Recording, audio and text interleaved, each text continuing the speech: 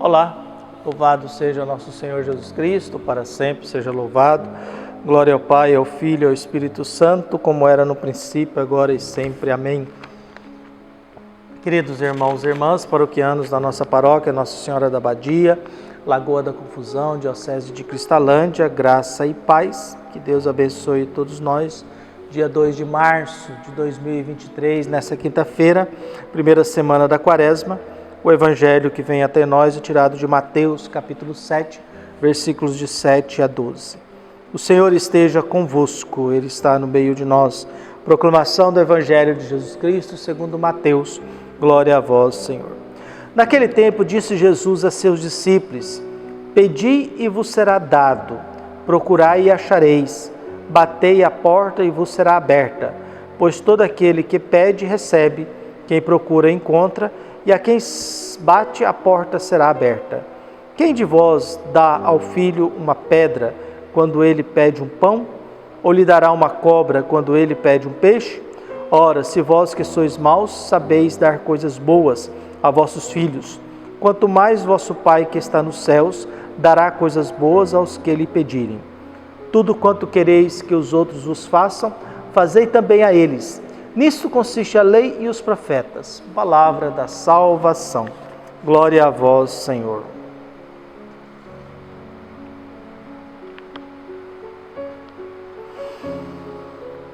Mahatma Gandhi, que nasceu em 1869 e morreu em 1948, dizia o seguinte: Não quero ver meu lar emparedado, nem minhas janelas calafetadas.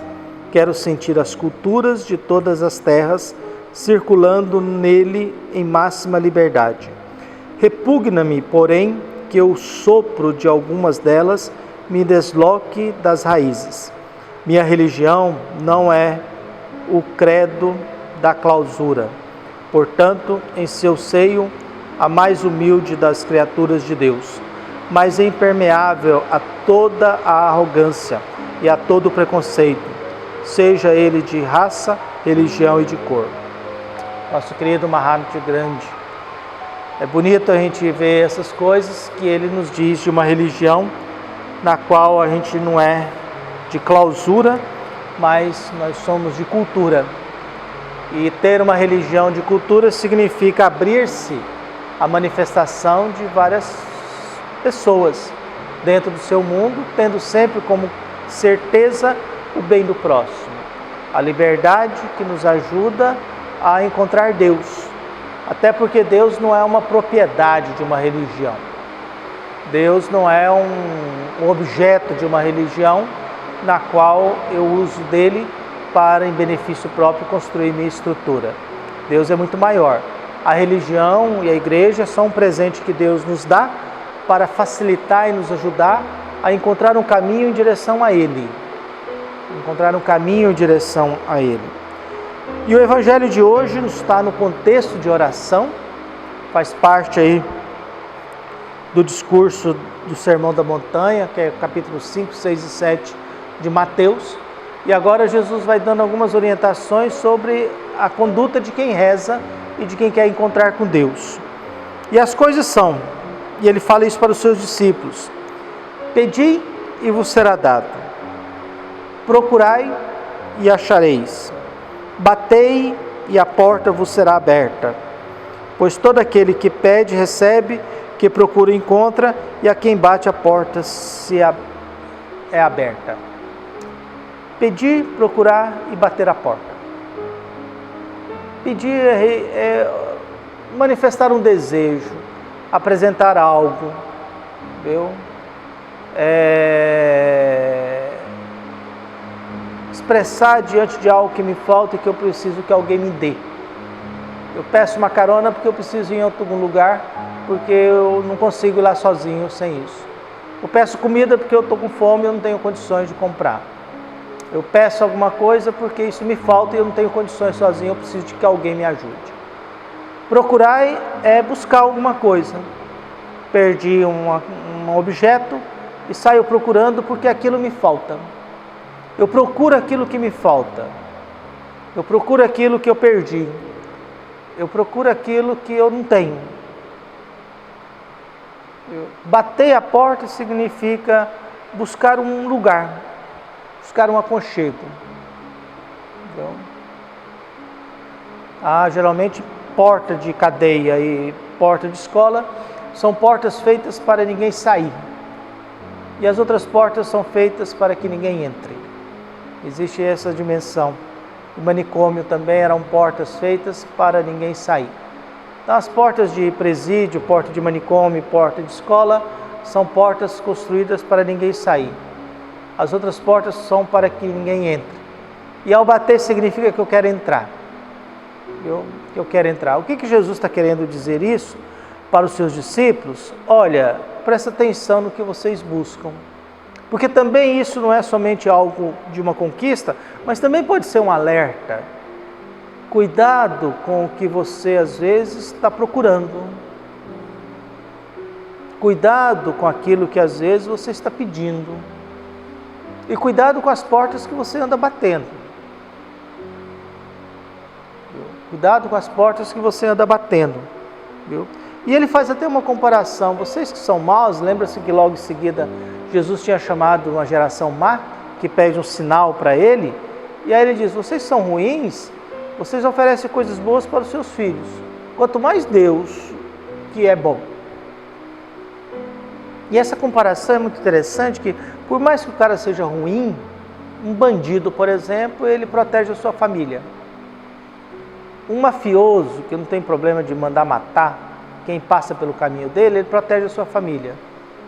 Ele é incapaz de fazer mal para os seus filhos. Ele é incapaz de fazer mal para a sua família. E aí Jesus faz essa comparação. Vocês são maus se os oferecem coisas boas? Vocês não dão uma serpente para o seu filho se ele pede pão. Vocês que são difíceis, complicados, vocês fazem coisas boas para quem vocês amam? Viu? Então, quanto mais Deus te oferecerá, se você pedir coisas boas. Viu? Aí, ora, se vós que sois maus sabeis dar coisas boas aos vossos filhos, quanto mais vosso Pai, que está nos céus, vos dará coisas boas aos que lhe pedirem. Por isso é interessante essa questão das coisas boas.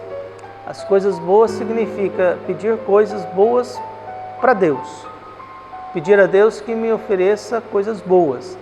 E às vezes pedir a Deus que me ofereça coisas boas é pedir, me dá coragem de perdoar aquela pessoa que me fez mal. Me dá coragem de não desistir da vida. Me dá coragem de fazer o bem.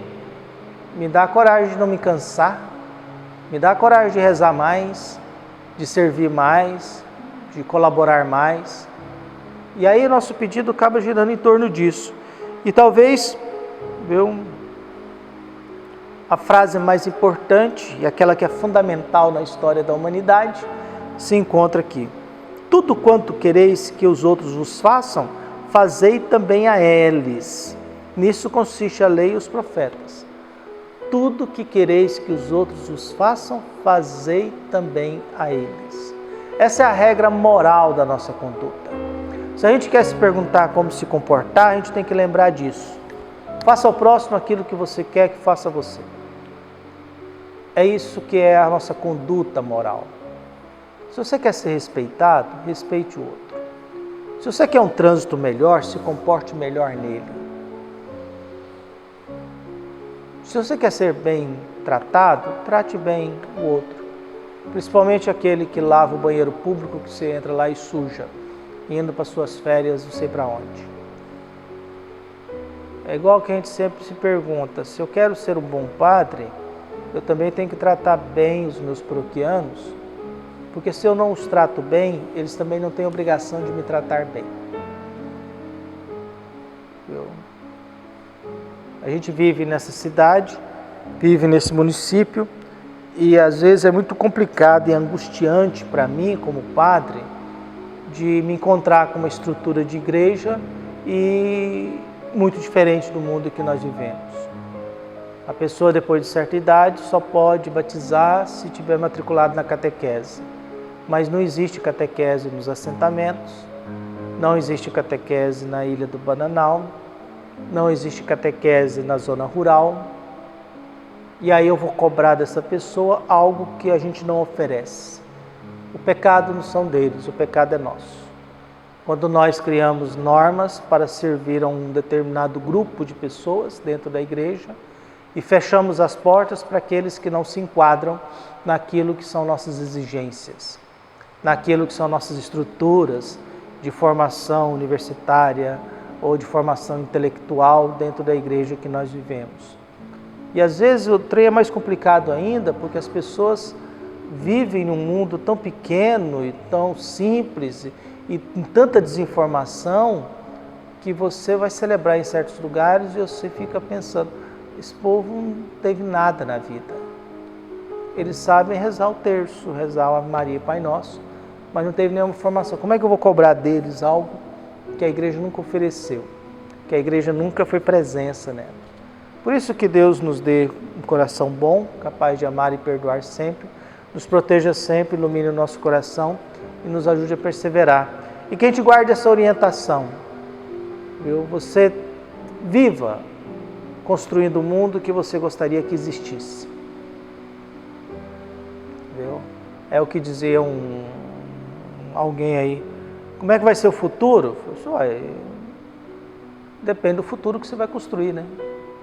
Como é que vai ser o futuro? Depende do futuro que você vai construir. Ele para de ser uma pergunta e passa a ser um propósito. Eu quero construir um futuro assim. Que a gente possa construir um futuro bom. Que Deus abençoe. Um abraço. Até mais.